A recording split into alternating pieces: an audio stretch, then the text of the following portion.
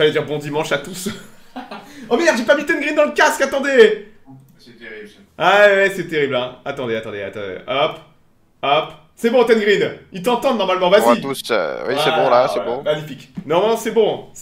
Bah oui, mais... vous allez pas me demander d'être prêt hein, non plus, faut pas exagérer, hein. On n'est pas un stream sérieux ici, hein. Bon, on a eu une belle semaine, hein. Plein de choses à dire, plein de choses à montrer, comme toujours, hein.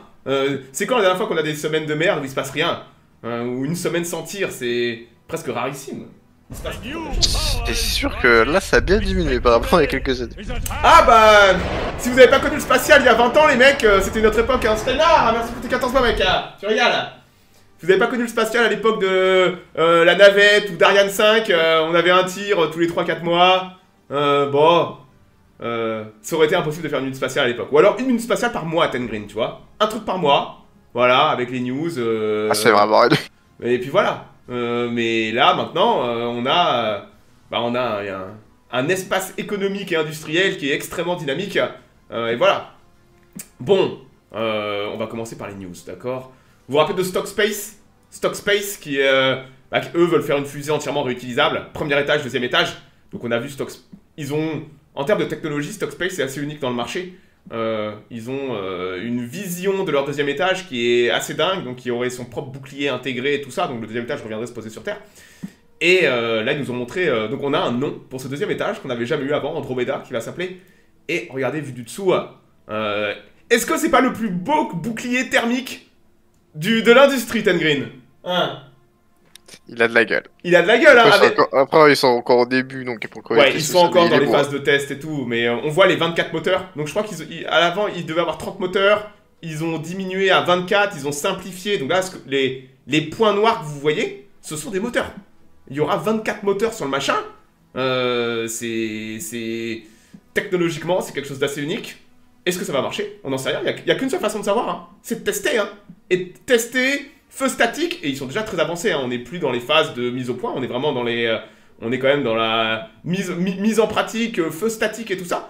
Donc on verra, je pense pas qu'on ait des dates de vol, de quoi que ce soit, ils ont encore un premier étage, donc eux ils vont faire une fusée totalement indépendante. Belle gazinière, absolument. Très très belle gazinière, et on attend avec impatience. Là, ils ont sûrement amené ça au pad pour faire un feu statique, ou en tout cas des essais cryo et tout ça. Donc ça serait déjà leur deuxième génération, ils ont déjà beaucoup appris. Là, on commence à voir l'intégration des boucliers thermiques et tout. Donc ça avance bien. Hein, ouais, Stockspace, on en attend beaucoup. Même si... C'est quoi comme ergol? Bonne question. J'en sais absolument rien. J'en sais rien. Ten Green, t'as rien lu sur Stock? Si c'est du Kerolox ou du... je sais plus. Ou du Metalox, je dirais du Kerolox parce que le méthane est plutôt rare dans l'industrie. Hein, le méthane, il n'y en a pas beaucoup qui l'utilisent. Et j'ai rien vu sur Stock qui utiliserait du méthane. Donc je dirais sans me mouiller du Kerolox. Voilà. Aucune idée. Donc ouais, tout tape, hein. Oxygène, ouais, c'est du oxygène liquide et hydrogène liquide. Ah ouais, c'est ça. Ah, c'est de l'hydrolox. C'est de l'hydrogène, hein, Ten Green? Oui. Ah, ok, donc c'est de Ah, c'est l'hydrolox. dans l'étage, oui, donc c'est ça, oui, c'est cette partie-là. C'est de l'hydrolox qu'on a. Donc hydrogène liquide, oxygène liquide. Jamais facile de jouer avec de l'hydrogène, mais avec un petit peu d'entraînement et de savoir-faire. Bon, l'avantage de l'hydrogène, c'est que vous avez les meilleurs ratios de puissance de l'industrie.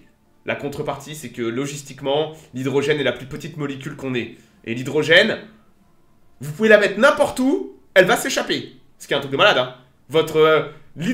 La molécule d'hydrogène est tellement petite qu'elle passe à travers tout. Donc forcément, vous avez tout le temps de la perte. C'est un des problèmes de l'hydrogène. La contrepartie, c'est que vous avez un ratio, quand vous le mélangez avec l'oxygène, vous avez un ratio de baiser. Et c'est vrai que pendant longtemps, on a utilisé l'hydrolox. Aujourd'hui, pour des raisons logistiques et pratiques, on préfère partir sur d'autres méthodes, entre autres le métallox qui a le vent en poupe. Parce que c'est logistiquement plus pratique. Voilà. Donc ouais, peut-être que Stock, la semaine prochaine, ils vont faire un feu statique de leur monstre là. Et on aura peut-être... J'aimerais bien qu'on ait des vidéos de voir un tel machin s'allumer là. Oh là là là là, le monstre. Voilà. Alors, vous vous rappelez qu'il y a la New Glenn qui a volé il y a quelques semaines, quelques jours. Hein, quelques semaines, je pense, c'était il y a pas longtemps. Et on avait tous applaudi parce que la New Glenn, ils avaient peut-être pas réussi à... c'est pas le second étage de la New Glenn qui est à cet ergol, absolument. La Vulcan, la New Glenn sont en hydrolox. Et la New Glenn qui avait fait un vol réussi. Ils n'ont pas réussi à récupérer le premier étage, mais c'était attendu. C'est compliqué de récupérer du premier coup un premier étage. Ils sont allés en orbite et tout ça, mais ça s'est pas passé aussi bien que prévu. Puisqu'on sait désormais que le deuxième étage a explosé en orbite. Et c'est le pire scénario parce que vous vous retrouvez avec plus de 70 débris. Ça, c'est les débris qui sont suivis au radar. Vous en avez probablement beaucoup plus d'autres qui sont plus petits. Tu pourrais faire une petite minute spatiale thématique sur les argols. Non, je traite seulement les news. Il y a des gens qui font ça sur YouTube, qui sont bien plus calés que moi, bien plus professionnels que moi. Donc je vous invite à aller voir leur chaîne. Voilà, moi je traite que les news. Je suis pas un ingénieur. Je connais bien l'écosystème économique maintenant. Par contre, commencer à me demander des choses trop techniques, j'en suis simplement pas capable. Donc il y a des gens qui font que ça. Vraiment du plus technique, plus développé que moi. Allez voir leur chaîne. Moi, je vais pas commencer à parler de ce genre de sujet parce que non seulement je risquerais de dire des conneries, mais j'ai pas le bagage intellectuel et le bagage professionnel pour vous parler de ça. Je connais que les b.a.-ba basiques du merdier. Voilà. Donc ouais, la New Glenn, le deuxième étage a pété en orbite. On sait pas pourquoi. Et ça a fait une énorme traînée de débris, parce que c'est ce qu'on veut pas, ce qui arrive. Votre deuxième étage, s'il reste là-haut, intact, ok, c'est pas une catastrophe, on en balance de la merde là-haut. Mais quand il explose, vous vous retrouvez avec un anneau qui va tourner autour de la Terre, un anneau de débris sur cette orbite-là. Et donc là, Blue Origin, ils ont bien merdé sur ce coup-là. Blue Origin n'a absolument pas communiqué dessus, c'est ce qu'on reproche parfois à Blue Origin, leur com, c'est ce que j'appelle de la corporate com, pas un mot dessus, et ils se sont bien gardés de dire que c'est arrivé, sauf qu'on est au courant de tout, et voilà. Donc ils ont explosé leur deuxième étage, mine de rien, leur vol s'est bien passé, mais pas si bien que ça quand même, et ils ont eu des problèmes, ils vont les résoudre, ils ont récupéré la data, et ils vont voir ce qui s'est passé. Voilà. Les débris peuvent endommager d'autres satellites. C'est rare, mais ouais, ça arrive. Hein. Ça peut arriver, on a parfois des manœuvres de l'ISS pour éviter des débris. L'avantage, c'est que tous les débris sont traqués. Tous les gros débris, on les connaît tous. Donc tout ça est catalogué, suivi. Vous allez voir sur Internet, vous tapez Léolab. C'est une des compagnies qui traque tout ça. Léolab. Donc ouais, on est au... ça peut. Comprenez que c'est grand là-haut. Souvent, je vois les gens qui sont un peu alarmistes en disant « Ah oui, ça y est, on peut plus rien faire, on va polluer l'espace. » Les mecs, vous n'allez pas polluer quelque chose qui est vide. D'accord? C'est vide et c'est mort là-haut. Vous allez balancer des débris, c'est pas la fin du monde. Le problème, c'est quand vous commencez à avoir trop de débris. Et des orbites encombrées. Donc il faut faire la part des choses, je dis toujours, entre les débris qu'on ne contrôle pas et tout ce qu'on contrôle. Le problème, c'est que toutes les méga constellations dont on va reparler tout à l'heure, ça, c'est de l'encombrement. Si je vous montre une photo de l'Atlantique Nord, là, vous allez vous dire « Oh là là, c'est encombré l'Atlantique Nord !» Que dalle, c'est vide. C'est la même chose avec les satellites. Il y a de la place là-haut, beaucoup de place, mais sans aucun doute qu'on a des problèmes d'encombrement, et on a aussi un problème avec les débris. Mais ces problèmes, pour l'instant, ne sont pas un problème majeur. Ils sont un problème en cours de développement, et quand ils deviendront trop problématiques, on aura des solutions. J'en suis convaincu. Voilà. Alors, on va continuer à aller voir des news. Hein. On avait un tir très intéressant cette semaine, puisqu'on avait le premier tir d'une variante d'une fusée. Donc c'est le premier tir de la Longue Marche 8A, fusée chinoise. Et elle mettait en orbite le deuxième batch d'une constellation, donc SatNet. Donc en ce moment, les Chinois sont en train de mettre en orbite, ont commencé les premiers tirs de 2 super constellations à plus de 10 000 satellites. Donc c'est du Starlink à la chinoise. Donc déjà vous avez Starlink qui gère leur affaire. Les Chinois mettent en projet là et ont commencé à déployer 2 méga constellations en même temps. C'est un truc de malade. Hein. Donc là on avait le premier tir de la Longue Marche 8A qui était au pad pour déployer le deuxième batch de satellites de SatNet. Donc vous avez SatNet qui est le nom d'une constellation, et vous avez 1000 Sails, donc le millier de voiles, et les milliers de voiles, qui est le nom de la deuxième constellation. Donc vous allez souvent entendre parler de ces 2 constellations, ils en mettent 2 en service en parallèle, ce qui est totalement fou, parce qu'on va reparler du challenge industriel que c'est de mettre en orbite une méga constellation. Attendez, je vais vous mettre le tir. Hop. Battez un peu le monstre. Hop là. Hop. Donc ça, en plus, c'était le premier tir de cette fusée. Donc les Chinois, ils inaugurent une nouvelle fusée, on tire direct de la méga constellation. Ah, la qualité est merdique, mais ça a tiré dans la bombe. Et visiblement, ça s'est bien passé. Voilà, c'est toutes les images que j'ai pu récupérer. C'est pas beaucoup, mais c'est mieux que rien. Donc ouais, hop, voilà. Oh, Crassus, quel pseudo incroyable, hein. Merci de ça quoi, mec. Donc ouais, donc les Chinois, je sais pas si vous vous rendez compte. Aujourd'hui, Starlink, tu sais combien de satellites ils ont en orbite, Starlink? Stan Green? Hein? Oh, je sais plus. Oh, on va passer les milliers, donc... Ouais, mais t'as à peu près une fourchette à... 1000 et 5000, je crois, un truc comme ça. On est à plus de 7000. Ouais, voilà, je sais que c'était énorme. Mais on va reparler de Starlink. C'est un truc de dingue. 7000 satellites. Sauf qu'ils récupèrent leurs fusées. Hein. Starlink, le problème de ces méga constellations, c'est votre capacité à beaucoup tirer. Bah ouais, vous devez tirer les satellites 30 par 30, 40 par 40 selon la taille. Donc vous allez tirer. Vous allez devoir tirer des centaines de fois. Donc SpaceX a résolu ce problème logistique en récupérant les fusées et en tirant encore et encore et encore les mêmes fusées, en réduisant les délais logistiques entre chaque tir, ce qui fait qu'ils arrivent à tirer tous les 3-4 jours pour Starlink. Ce qui est une solution logistique à un problème logistique. Une solution industrielle à un problème logistique. Comprenez que les Chinois, à l'instant T... Donc Starlink, c'est une constellation. Les Chinois sont en train de mettre en orbite 2 super constellations. Sauf qu'ils n'ont aucune fusée réutilisable. Donc les Chinois sont face à un mur industriel pour essayer de résoudre un problème logistique. Et ce mur industriel, on sait que la Chine a des capacités industrielles assez fantastiques. Et on sait aussi, pour ceux qui suivent la minute spatiale, que les Chinois sont en train d'investir des sommes folles dans le réutilisable. Starlink et SpaceX ont pavé la voie. La technologie fonctionne. Il est possible de récupérer des fusées. Eh ben, vous avez les Chinois. Ils sont pas cons. Ils ont vu que ça marche. La technologie Starlink fonctionne. SpaceX parvient à réutiliser les fusées. En 2025, moi je vous le parie, en 2025, les Chinois vont réussir à poser leur premier étage. Et je pense, allez, Q3, Q4 2025, ils auront leur premier vol orbital avec récupération. Je parie ça. Donc les Chinois sont pas cons. Et ils ont à l'instant T, ils ne seront pas capables de déployer 2 méga constellations simultanément avec leur capacité industrielle s'ils jettent tout leur premier étage. Ils vont devoir réutiliser. Ils le savent et ils vont réutiliser.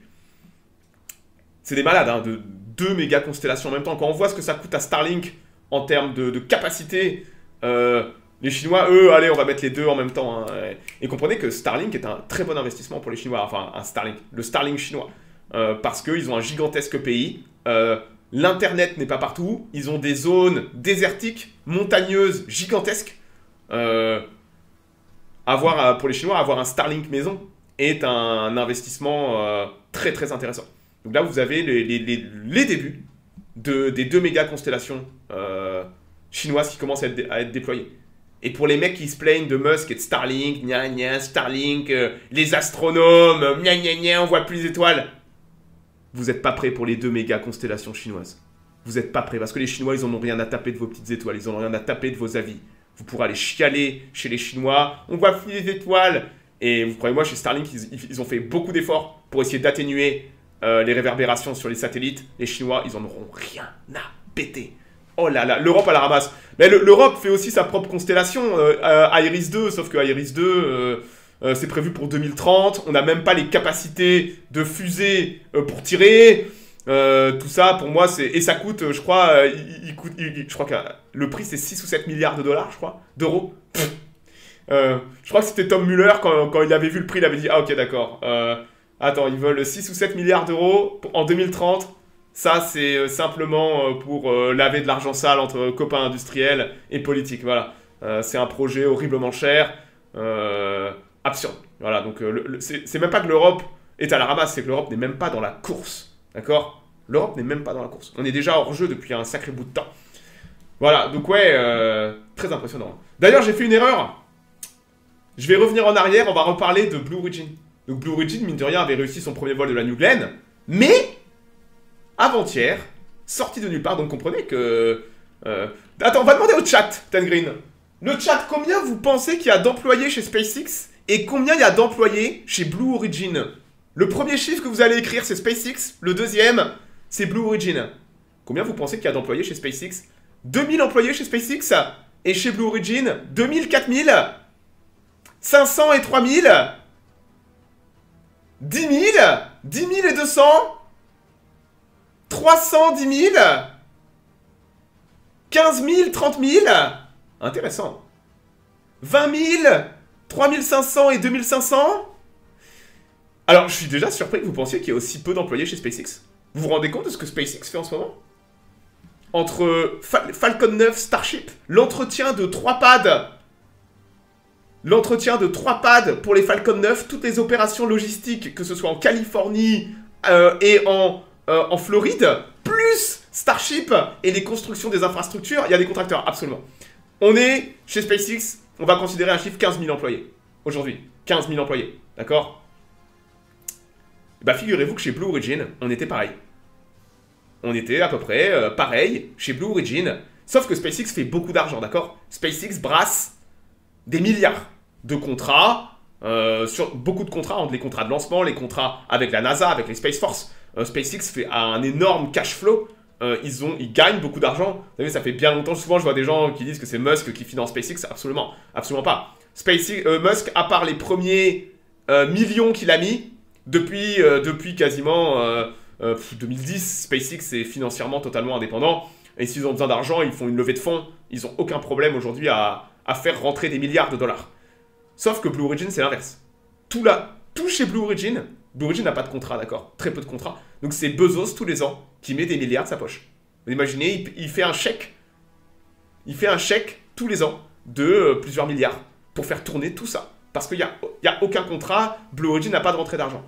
Et ben malgré ce tir, bah, chez Blue Origin, on a décidé de supprimer 10% de la main-d'œuvre il y a quelques jours. Alors que David Limb, le CEO, a dit on ira sur la Lune cette année. Très ambitieux, mais pourquoi pas, c'est bien d'avoir de l'ambition. On va amener notre lander sur la Lune cette année avec la New Glenn. Au passage, on va supprimer 10% de la main-d'œuvre. Donc c'est entre 1500 et 2000 employés de Blue Origin qui vont prendre la porte prochainement. Et vous savez quoi, c'est une très bonne chose.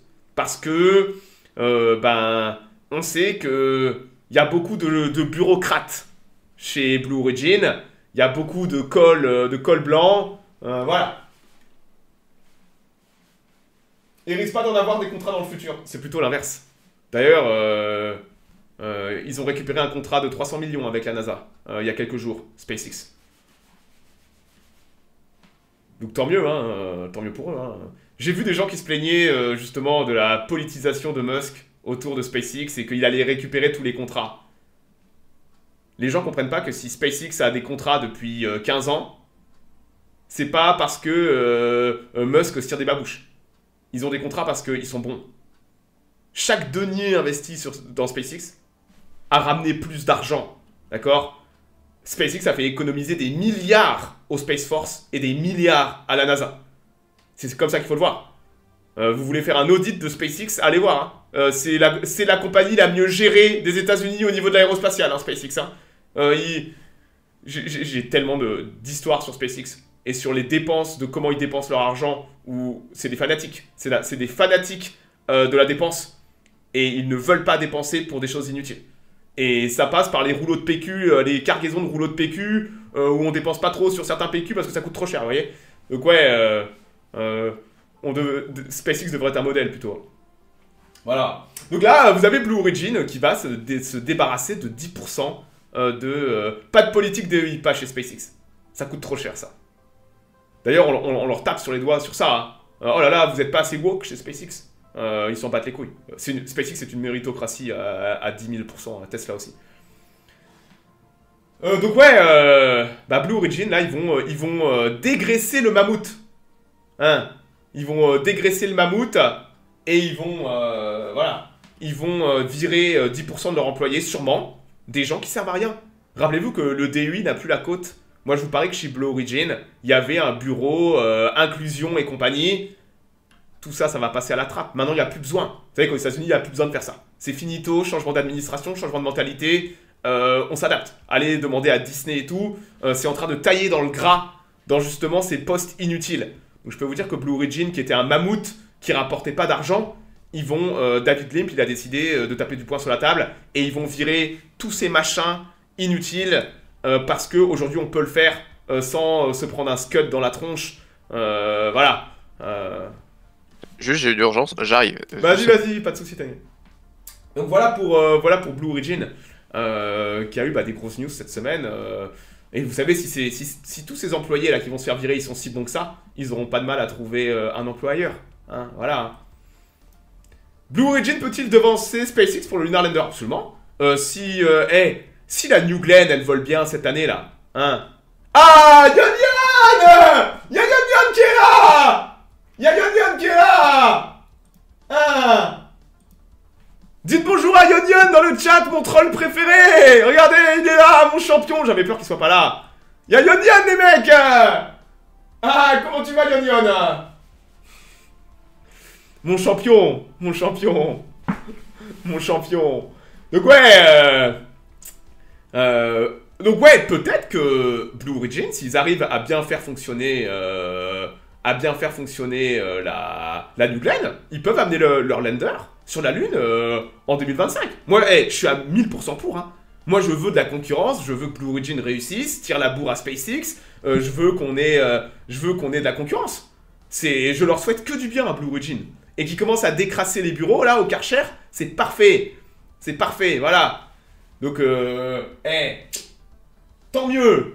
Et on espère que Blue Origin, que David Limp n'a pas fait juste des annonces fumeuses. Je croyais que SpaceX était en cours d'abandon de la Lune. Bien sûr que non. Ils ont un contrat de plusieurs milliards avec la NASA. En fait, ce que les gens comprennent pas, c'est que... Putain,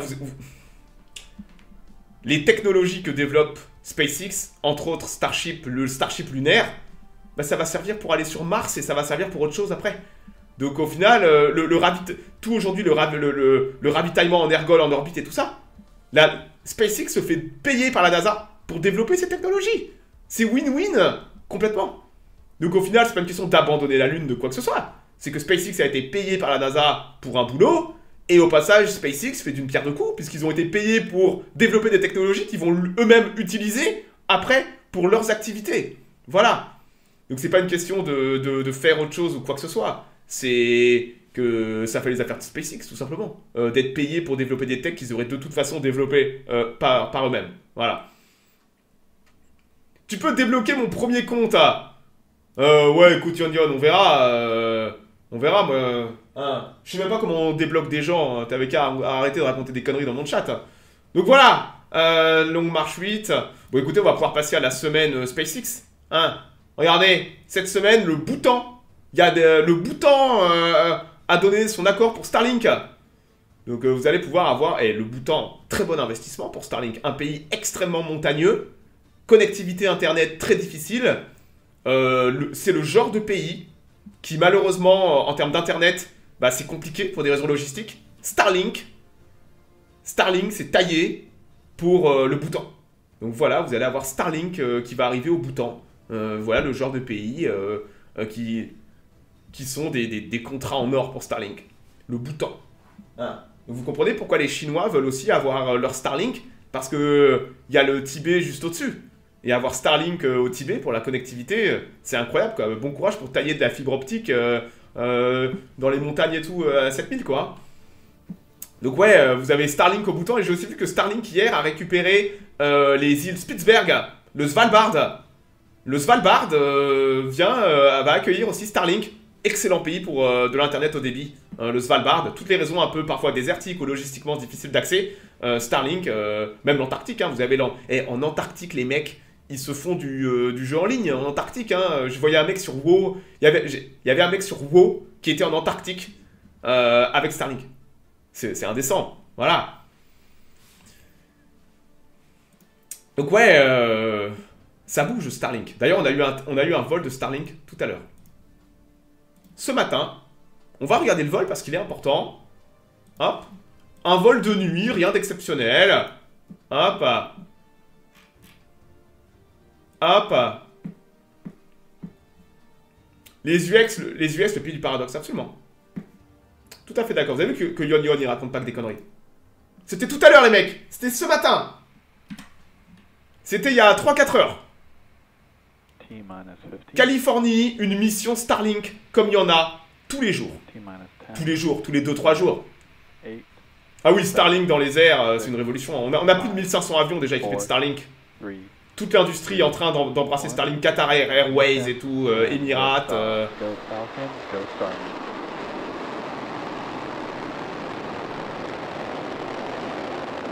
Un record de récupération. Ah là là là là. T'étais au courant ou tu me spoil? Hein, Corbeau? Étais-tu au courant ou bien tu me spoil? Animal, va. Heureux. Je regarde le vol de Starlink de ce matin. J'étais au courant, j'en étais sûr. Eh oui, le chat est au courant. Ten Green, petit vol de Starlink tout à l'heure, de nuit, rien d'exceptionnel, tu me diras, comme il y en a deux par semaine, 3 par semaine. C'est B10 67, Ten Green. On le connaît lui, il est B10 67. Tu sais, c'est son combienième vol? Ah, c'est le vieux de la fleet là. Ouais, c'est le vétéran. Il arrive à 25. 26. 26e, oui. C'est son 26e vol, 26e récupération. Donc quand je vous disais que si SpaceX arrive à tirer autant de Starlink, c'est parce que ils ont la chance d'avoir cette récupération. Là, c'est son 26e vol. C'est le doyen des boosters. 26e récupération, vous vous rendez compte? On a du mal à concevoir qu'ils ont récupéré cette fusée 26 fois. Et enfin là, c'est 25, mais ils vont la récupérer parfaitement. Et c'est le 26e, on va sur les 30 récupérations. 30. Donc voilà comment ils arrivent à avoir une telle cadence de tir. Là où les Chinois, non seulement doivent déployer 2 constellations en même temps, mais en plus ne récupèrent aucune fusée. Vous voyez qu'ils vont dans le mur, industriellement et logistiquement parlant. Ils ne pourront pas tenir une cadence de tir efficace. Donc pour ça, il va falloir de la réutilisation et du récupérable. Et ils font les investissements là-dedans. Voilà. Donc ouais, un truc de malade, hein. 30 récupérations fin 2025. Ah, pas loin, ouais. Si tu comptes un mois... Ouais, oui. Je pense que B1067, ils vont l'envoyer à 30 avant la fin de l'année. Sans aucun doute. Pas de retraite. Je pense pas que les boosters aient le droit à la retraite. Hein. À moins qu'ils le récupèrent un jour. Ils le récupèrent et ils se rendent compte qu'il est vraiment fissuré. Et ils savent qu'ils l'ont cassé sur un dernier vol. Mais soit il se cassera en vol. Pour ceux qui en doutent, SpaceX essaie de casser son booster. Hein. Ils vont l'utiliser jusqu'à le faire exploser. Oui. SpaceX, là, c'est le but. C'est le but. C'est le développeur technologique de la flotte. Il est là. Ils sont là pour le casser. Et ils vont le récupérer jusqu'à le casser pour voir les limites structurelles. Quand est le prochain tir de SpaceX? Bah écoute, tu vas sur Google, tu tapes Falcon 9, liste des tirs, et tu verras qu'il tire tous les 2-3 jours. Vous savez, la cadence de tir de SpaceX est totalement folle. Après, quand le prochain tir de B1067? Un mois et demi peut-être? Le temps de tout récupérer. Parfois, on les a vus tirer en moins de 2 semaines. Les records de remise à niveau. Ah, je parlais de Starship. Bah, ta phrase n'était pas complète. On va parler de Starship après. Donc ouais, regardez là, vous avez tous les satellites Starlink à droite, magnifique. Donc ouais, rien d'exceptionnel, hein, on va avancer, on va aller à la récupération directe. B1067, le Giga Chad. Entry burn. Voilà, on est à 57 km d'altitude. Là, il va vers les Bahamas, le booster.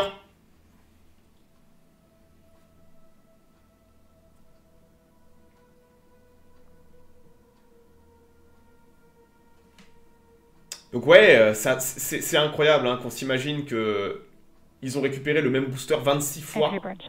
Il y a 5-6 ans, c'était incroyable. Ils ont récupéré leur premier booster en 2015.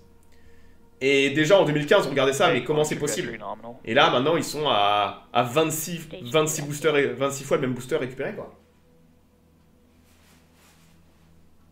Quand ils tirent avec, ils gagnent de l'argent maintenant. Ce booster-là, à part les ergols que tu mets dedans et le coût d'entretien, ce booster ne vaut plus rien, d'accord? Il a été... C'était Tori Bruno qui avait dit il y a longtemps, avec nos équipes, on a fait les maths, ils vont rentabiliser le booster quand ils l'auront récupéré 10 fois. Et il disait ça avec une petite grimace en disant jamais ils vont réussir à récupérer 10 fois le même booster. Regardez où on est aujourd'hui. 26 récupérations. Ce booster ne vaut plus rien, d'accord? En termes d'argent, ce booster ne vaut plus rien, à part les ergols que vous mettez dedans et le prix de la logistique. C'est le rêve. Pour ceux qui font un peu de l'économie et de l'économie en termes statistiques, de ce que j'appelle les économies d'échelle au niveau industriel, quand plus vous produisez, plus les coûts baissent. Là, vous avez un exemple incroyable de plus vous tirez, plus votre coût d'entretien, plus tout baisse. En fait. Au point que ça ne vaut plus rien, à part le prix du tir brut, qui sont l'ergol et tout ça qu'il y a dedans. Très très intéressant comme vision. Hein. Regardez à droite. Regardez-moi. Il y a de la mer en plus. Hein. Allez hop. Superbe. Incroyable. Comme un avion de ligne. Hein. C'est beau. Hein. Et l'atterrisseur lunaire Blue Ghost, les nouvelles sont bonnes pour les 2 atterrisseurs qui ont été déployés. Donc on a Akuto, le nouveau Akuto de eSpace, la compagnie japonaise, et Blue Ghost de Firefly. Blue Ghost, tout va bien pour les 2. Donc on va avoir début février, je crois.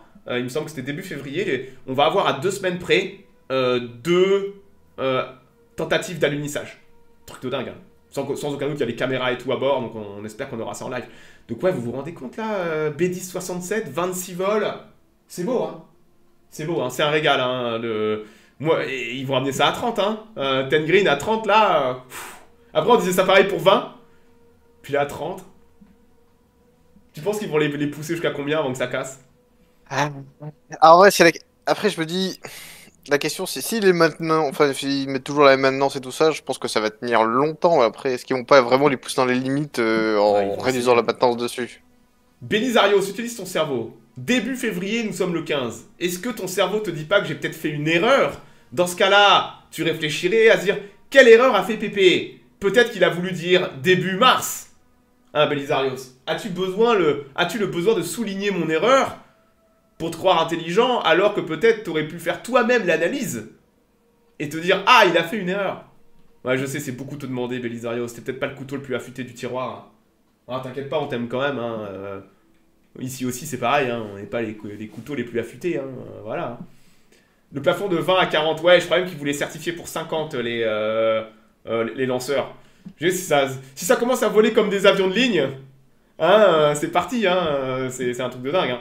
Donc ouais, très impressionnant de voir ça. Bon, vous vous rappelez que la semaine dernière, j'étais en retard quand on avait parlé de Starship. B15 avait été amené au pad quelques heures avant la minute spatiale et je l'avais loupé. Donc on avait B15 au pad en vue du vol 8. Rappelez-vous que le vol 8 va peut-être arriver plus rapidement qu'on le pense. Donc on a B15, le nouveau booster. On a S34, le nouveau Starship V2. Et merci pour tes streams. Merci à toi de les regarder, Aidaz. Et donc on avait, sans aucun doute que B15 avait été amené au pad en vue du feu statique. Donc SpaceX a soigné la com. Hein. Regardez un peu ça, c'est B15 qui va au pad.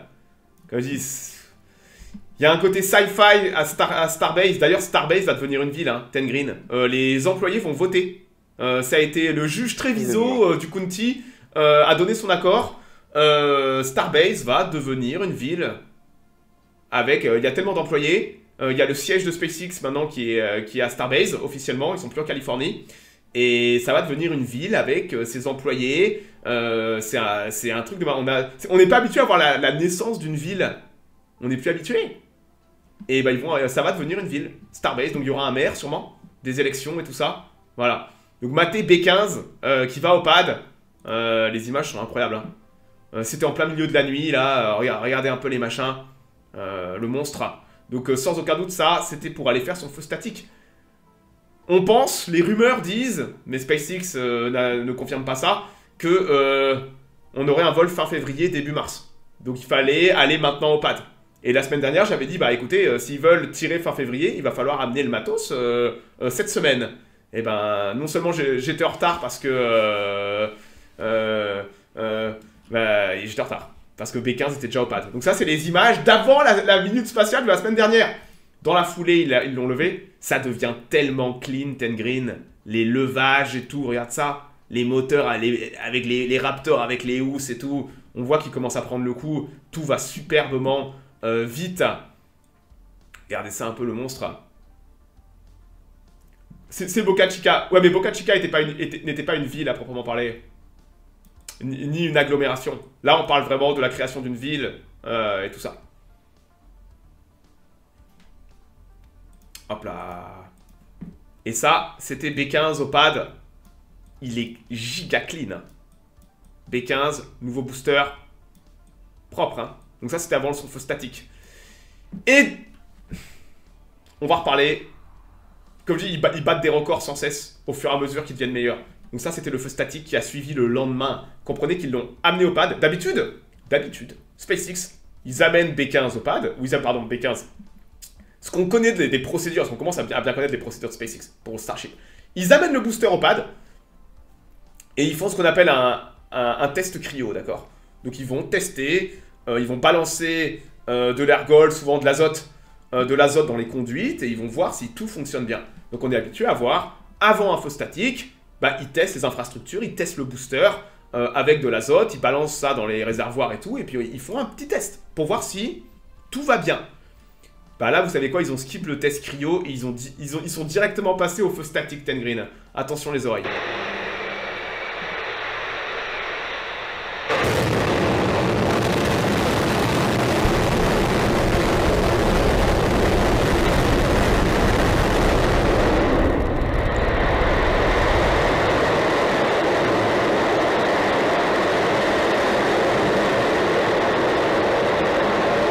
T'as des potes, hein? J'ai une autre vue. Pas pour le booster. Bon, là, il n'y a pas le son. D'ailleurs, très intéressant. Vous voyez qu'ils allument par phase les moteurs, ok? Donc là, regardez bien, il y a le système de déluge qui est allumé, d'accord? Vous voyez l'eau qui part. Donc vous allez voir la première volée de moteurs, sûrement peut-être les deux cercles internes. Regardez, allumage. Hop. Est-ce que vous voyez la vapeur? Donc là, c'est l'eau. L'eau casse les ondes de choc. L'eau se transforme en vapeur. Et vous voyez que l'eau est expulsée. Mais là, vous voyez que c'est pas tout le booster qui est allumé. C'est les deux ronds internes. Donc il y a peut-être 3, 9, 12 ou 13 moteurs. Et vous allez voir, quand ils vont allumer la rangée extérieure, il va y avoir tellement de pression que la vapeur va changer de forme. J'adore ça. Donc, vous allez avoir l'impression qu'il n'y a plus de vapeur et que le système de déluge n'est plus allumé. Regardez bien. Hop, vous avez vu un peu l'allumage de la ceinture extérieure des moteurs? Hop. Et là, d'un coup, on a l'impression qu'il n'y a plus de vapeur. En fait, pas du tout. C'est la vapeur qui passe sous une nouvelle forme. Donc, la vapeur peut avoir, selon comment vous la compressez. Donc là, quand la vapeur est sous faible pression, bah, vous la voyez, la vapeur. On la voit bien à l'œil nu. Par contre, quand vous la compressez tellement, bah, vous la voyez plus à l'œil nu. Donc là, en point simple, la vapeur, elle est toujours là. Mais on la voit plus tellement elle est compressée par les moteurs. Vous voyez? Donc il y a de la vapeur sous pression qui sort, mais elle est tellement compressée que... voilà. Pas mal, hein? On va se refaire l'autre pour le son.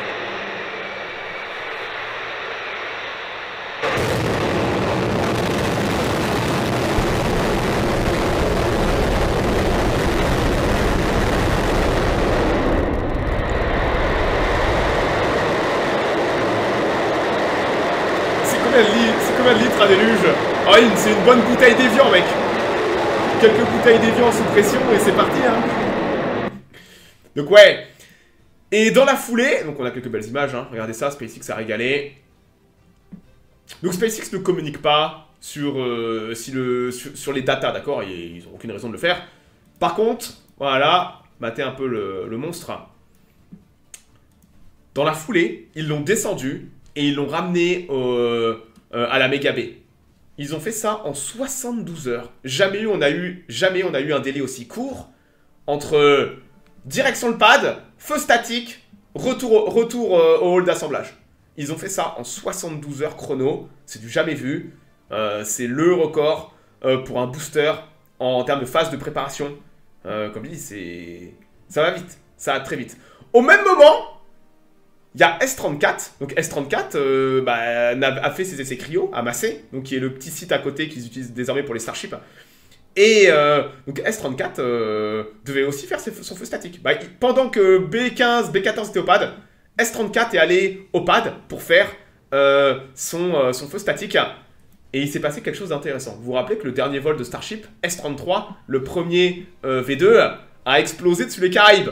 Avec un superbe spectacle son et lumière. SpaceX fait jamais dans la dentelle. Et donc ils ont eu un problème. Donc on pense que c'est un problème de canalisation qui a pété. Donc un problème de contrôle qualité basique. Ils ont eu un souci. Et sans aucun doute qu'ils n'étaient pas contents, même s'ils en parlent pas, mais ils devaient être pas contents du tout en interne que ce soit arrivé. Donc le meilleur moyen d'éviter ça, c'est de contrôler plus, de tester plus, et regardez ce qui s'est passé avec S34, puisque c'est la première fois que ça arrive. Là, c'est l'entièreté de la vidéo, d'accord? Il n'y a pas de coupure, de quoi que ce soit, c'est tout le machin. Voilà S34.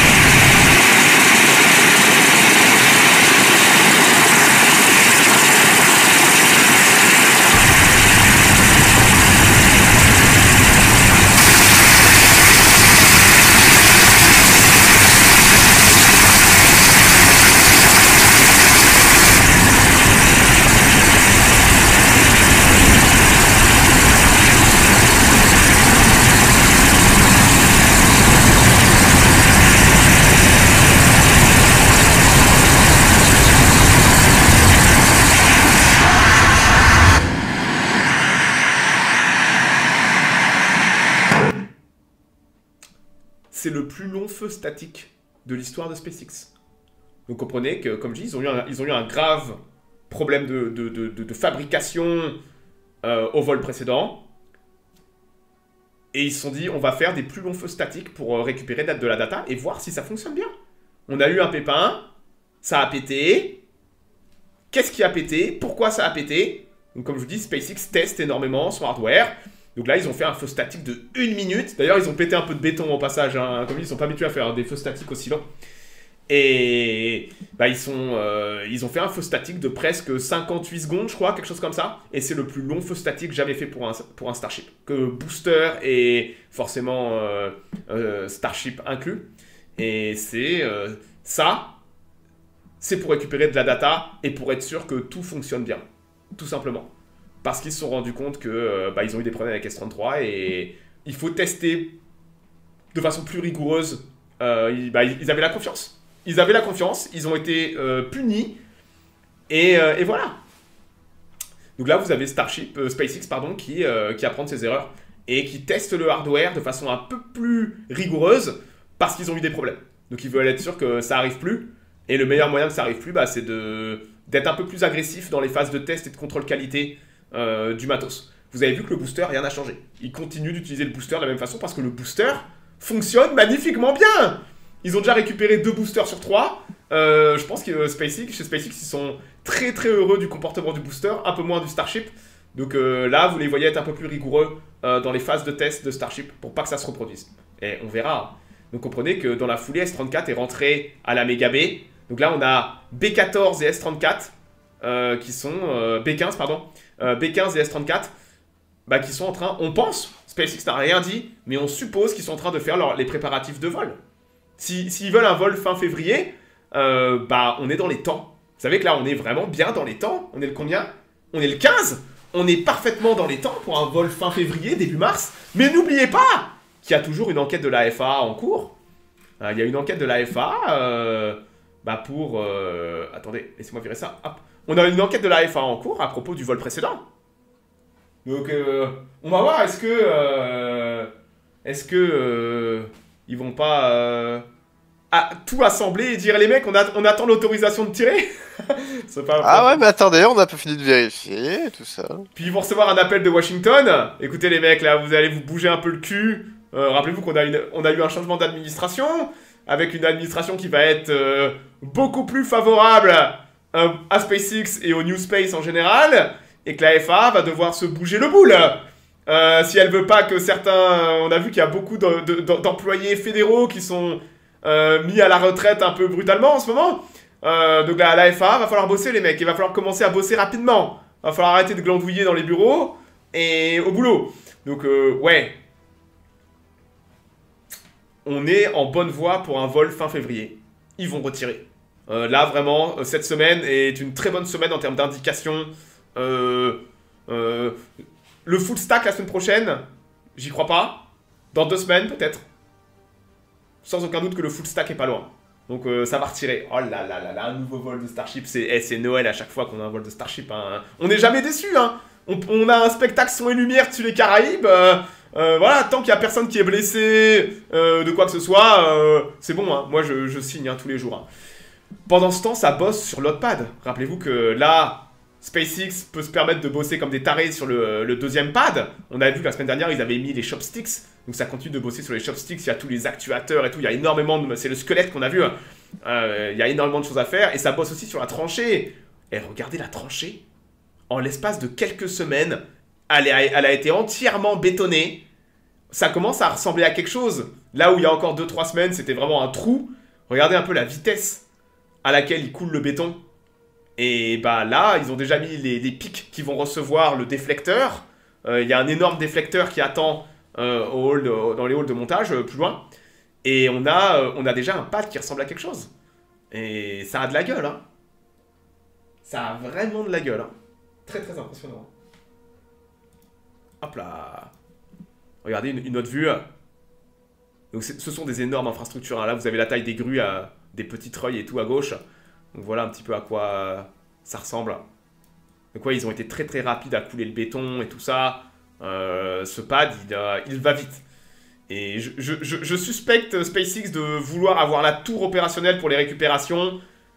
Récupérer des trucs alors que la tour sera même pas connectée à la ferme orbitale. Je pense qu'ils veulent avoir 2 tours de récupération et plus tard fignoler le travail pour pouvoir tirer de la tour. Je pense qu'on aura une récupération avant que la tour soit opérationnelle pour les tirs. Ça va trop vite. J'ai hâte de voir faire un feu statique sur celle-ci. Hein. Oh là là. Ça va envoyer. Ça va donner. Hein. Avec système de déluge, déflecteur et tout. Ça va être superbe. Donc ouais, et voilà la deuxième... Bon, pour ceux qui se demandent, ça, c'est la deuxième plaque orbitale. Vous voyez, elle va venir se mettre au-dessus. Et on aura le booster qui viendra... voir une Starship qui viendront se mettre directement là-dedans. Donc ça va être fait pour les Starship V2. Voilà. Donc voilà un peu l'engin en construction. Donc c'est déjà bien avancé. Hein. Donc voilà ce que j'appelle le hall de montage là, à Sanchez. C'est juste à côté des mégabés et tout. C'est là où ils stockent, ils assemblent tout ça comme des Lego. Donc elle est gigantesque là, hein, la table orbitale. Hein. C'est un sacré monstre. Hein. Voilà. Je suis en rando et ça pompe ma batterie. Putain, le mec, il nous regarde en rando, quoi. C'est beau. C'est beau. Ouais, il y aura l'Ardif. Enfin, de toute façon, c'est fini, là, quasiment. Voilà. Et pendant ce temps, le deuxième pad de tir a l'air plus solide. Surtout plus flexible. Comme dit, ils sont pas contents de leur pad actuel. Leur pad A, on va l'appeler comme ça. Pad 1, pad A. Je pense qu'ils en sont pas contents en termes de design. Et ils veulent quelque chose de différent. Donc là, vous avez SpaceX qui continue de sans cesse tester, innover pour essayer de nouvelles choses. Peut-être qu'ils seront contents, peut-être qu'ils seront pas contents. Même le pad est un proto. Mais c'est ça, tout n'est que prototype chez SpaceX et une manière d'apprendre pour essayer d'être plus efficace. Donc là, vous avez vraiment un nouveau design. C'est totalement un nouveau design. Et on va voir si ils vont en être contents ou pas. Voilà. La table orbitale fait la taille d'un bâtiment de 3 étages. Ouais, c'est une baraque, hein, le machin. C'est une énorme baraque. Hein, on a du mal à... Comme je dis, parfois, le gigantisme... Vous voyez, en bas, il y a un mec, là. Vous le voyez, le gars, là, qui marche? Regardez la taille du truc par rapport au mec. J'aimerais avoir une maison aussi grande. Voilà. La question, c'est est-ce que le premier pad sera transformé comme le deuxième pad? Ouais, alors... Pas transformé à proprement parler. Ils vont pas tout casser et reconstruire. Mais sans aucun doute qu'à un moment, ils vont peut-être ils vont peut-être le modifier. D'accord? Parce que il marche quand même le premier pad. Mais il est pas fait pour les Starship V2. Donc à un moment, je pense qu'ils vont le modifier sans aucun doute. Peut-être même qu'on aura une refonte totale avec des nouveaux chopsticks plus courts. Allez savoir. Je peux pas vous dire à 100%. Mais ils vont le modifier. C'est trop important pour eux d'avoir... Il y a déjà toute l'infrastructure qui est là. ouais, à un moment, ils vont faire des modifications. Et aussi, c'est vraiment que ça va faire 8 tirs sur le premier pad. 8 tirs. Faudra peut-être faire une grosse maintenance de toute l'infrastructure. Une grosse maintenance, parce que c'est pour ça qu'ils sont peut-être en train aussi de se dépêcher de construire le deuxième pad. C'est qu'ils voudraient bien peut-être avoir peut-être quelques mois pour pouvoir faire une grosse maintenance et des modifications du premier pad, sans aucun doute. D'ailleurs, pendant ce temps-là, ça continue d'assembler du Starship. Hein. Regarde, Ten Green.